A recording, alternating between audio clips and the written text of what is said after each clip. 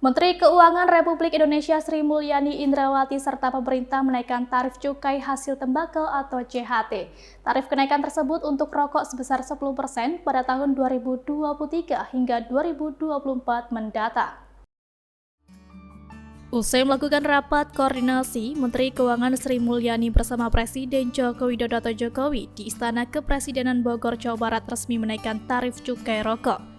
Kenaikan tarif cukai hasil tembakau itu terjadi pada golongan sigaret kretek mesin atau SKM, sigaret putih mesin atau SPM, dan sigaret kretek tangan atau SKT akan berbeda sesuai dengan golongannya.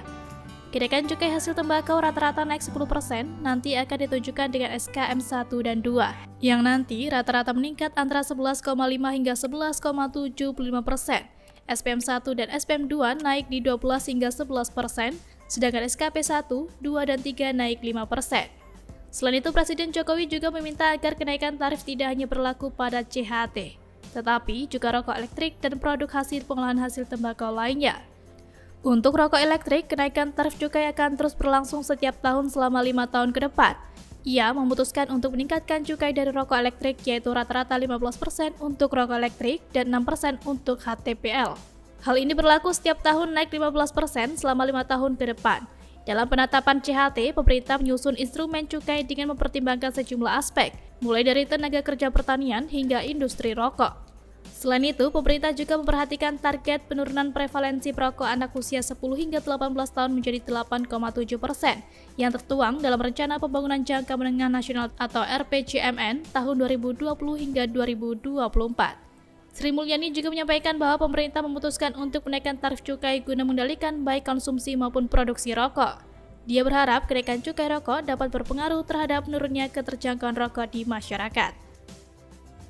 Pertama, kita menggunakan instrumen cukai di dalam rangka untuk mengendalikan konsumsi dari hasil tembakau yaitu rokok, terutama untuk menangani prevalensi dari anak-anak usia 10 hingga 18 tahun yang merokok, yang di dalam RPJM ditargetkan harus turun ke 8,7% pada tahun 2024.